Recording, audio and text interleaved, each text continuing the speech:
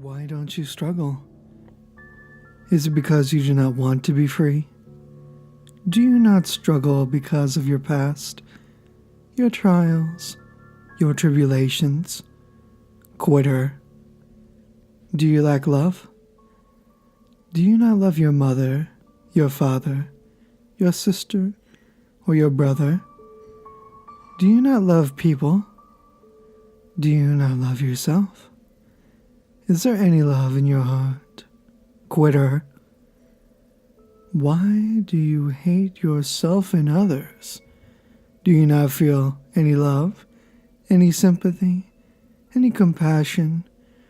Or do you not want that? Quitter. No, you're a bad child. You are supposed to be a gift, a special gift, straight from God. Honor your mother and do as you're told. Maybe you need something else. Quitter. You have no clue how much you owe your mommy and your daddy. You need to be taught a lesson. Stay under this blanket and count to 10. Feel that pressure? Quitter. The pressure is good. You are being reborn. You have to force your way out, back into this world, so you can face your parents with joy in your new life. Quitter. Go ahead, squirm, fight, hit. It will do no good. You must push your way out and be reborn. You must become their special gift. Quitter. Cry and plead. I hear none of it. Puke and defecate. It does no good. Scream and shout. You learn nothing. Go ahead and die. You're a quitter. Quitter, quitter, quitter, quitter, quitter, quitter, quitter, quitter. You gave up on your own life.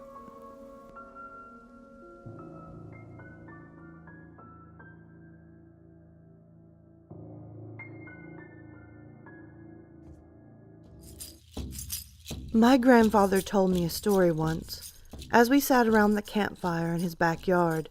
In the cool night of the Arizona desert, the horizon was clear, and each star twinkled in a purple sky, with a full fat moon hanging low over the mountains.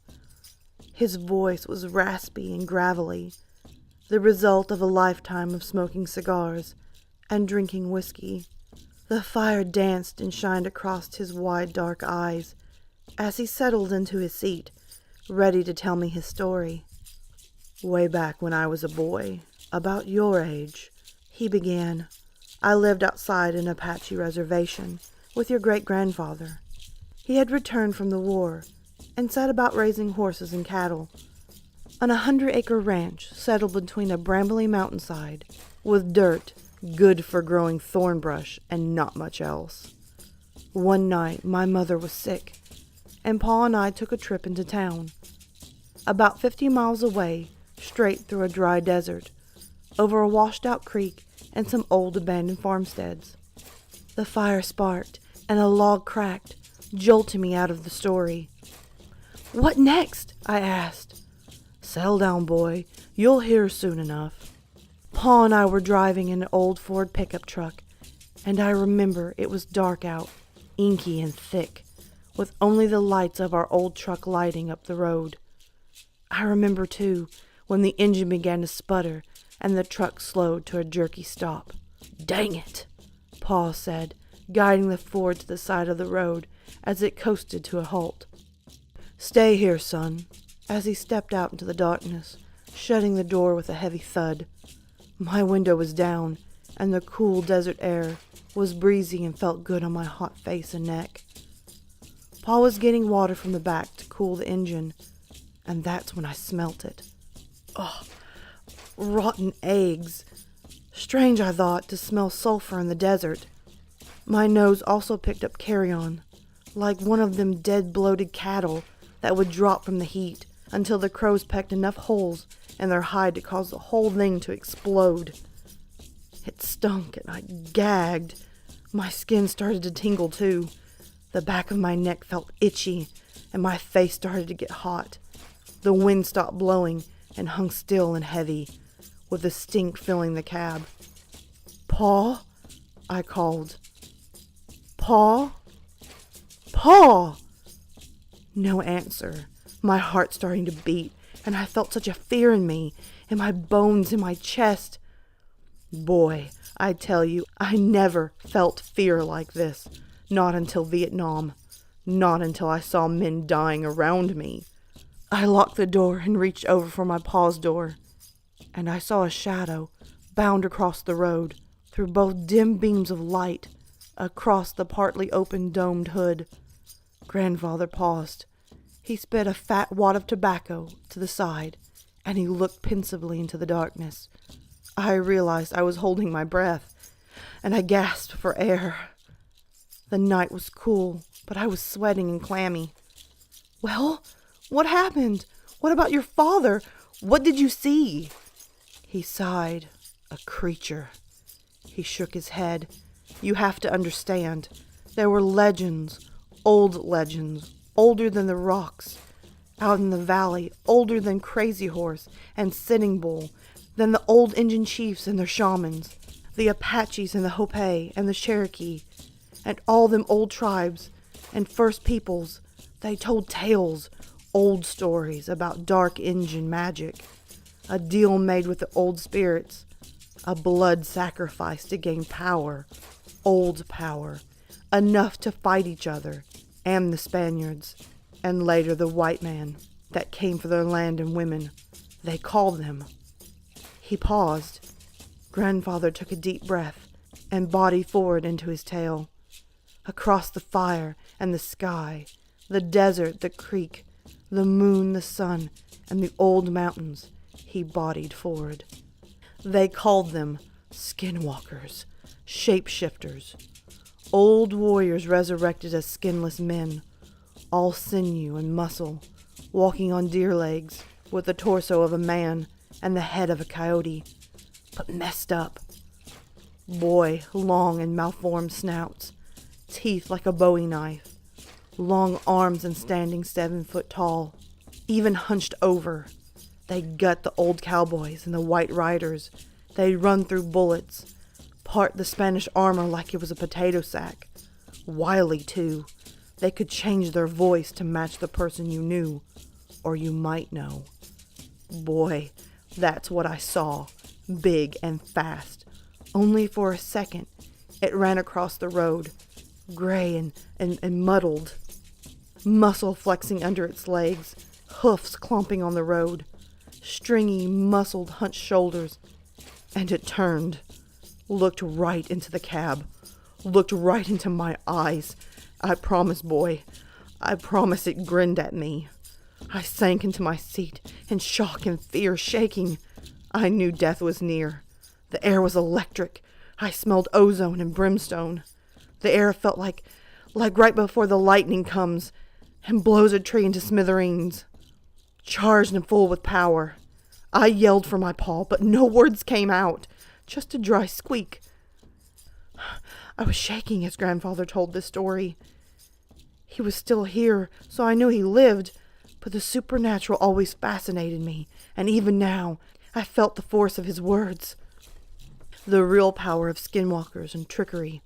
Sure, they could change their voices, but also their skin.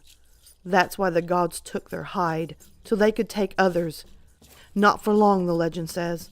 Maybe an hour before the soul of the skin they wore would come looking for their mortal shell, before going to whatever hell awaited them, though I think that getting skinned alive was hell enough.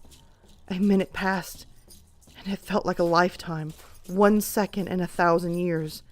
My father's door opened, and I jerked my head to the left, putting my fist up to defend myself. "Son, it's me," my father said before climbing into the cab. He grasped the steering wheel and pulled himself in awkwardly, jerking himself into the seat. I cringed in the corner. I looked at him. I looked hard. "Boy, your great-grandfather was a good man, treated me and my ma right. He fought the Nazis and saw the worst of men in Poland when he freed them from the camps. And now, I was taking his measure. Is this my father? Do I make a run or do I die? Is it him or not? Let's go get that medicine for your ma. As he pulled the truck into gear, pulled it out onto the road, and our trip resumed. I guess it was him after all. But how did you know? Was it because he said something about your mom? No, boy. I knew because out the window, out the corner of my eye, I seen that beast, running 50 miles an hour right next to the car, looking at me with them yellow eyes and grinning mouth. I looked and I saw it, hunched and angry, running next to us. My pa kept his eyes on the road, locked straight forward. Son, he said, don't look at it. Don't look at it. That's how I knew, boy.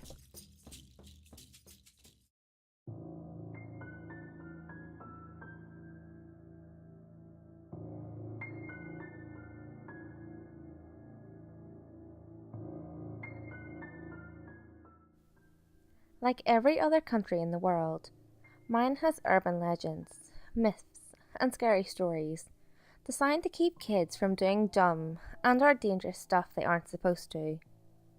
One of these is the legend of the Krampus. You've all probably heard of him, St. Nicholas, the deformed evil helper who would punish the kids he deemed naughty.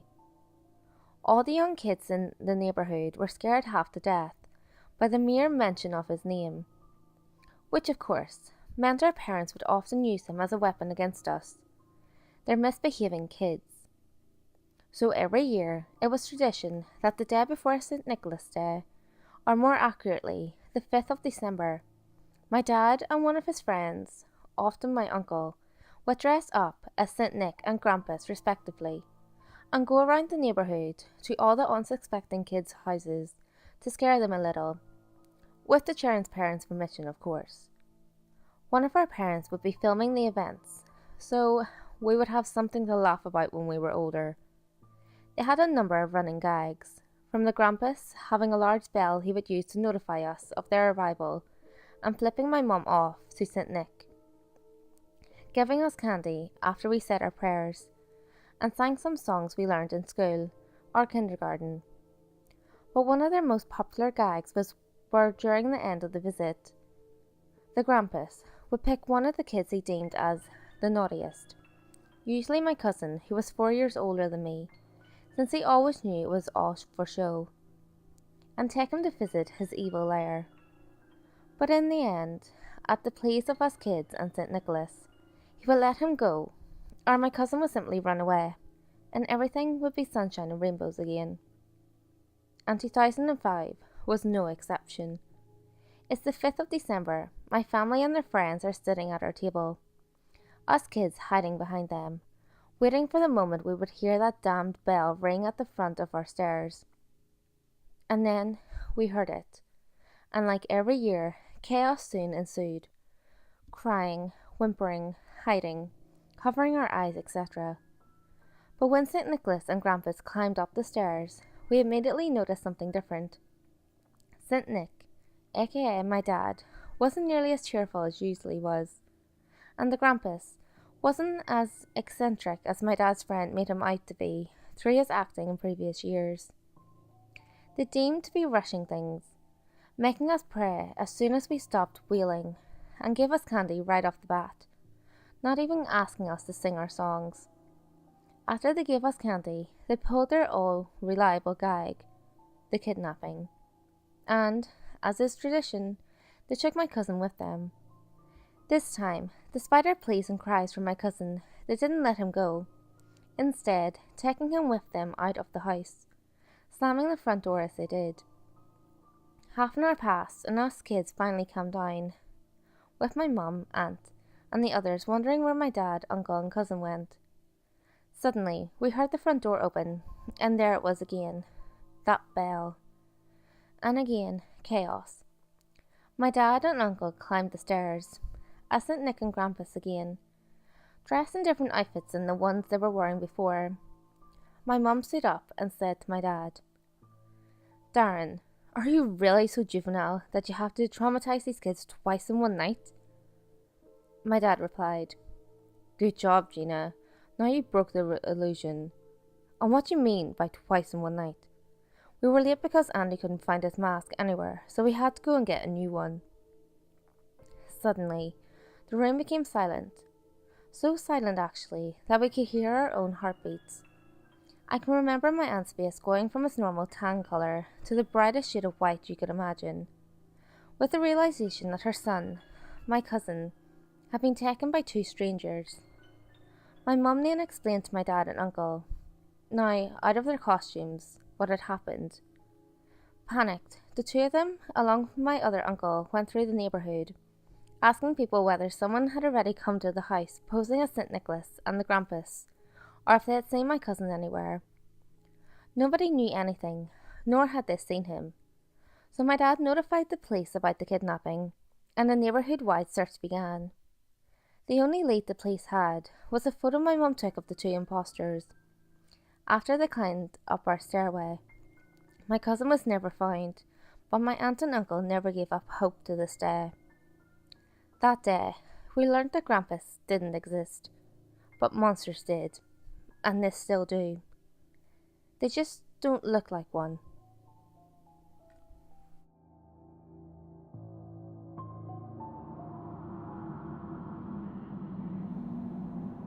Hey guys, if you enjoyed this video, give it a thumbs up and share it with your friends. You can also leave a comment below. All feedback, good or otherwise, is always appreciated. If you have any creepy stories of your own, or have any topics that you would like me to cover, feel free to send them in via any of my social media. You can find all links to my social media in the description below. Until next time guys, make sure you lock your doors, stay safe, and I'll see you next video.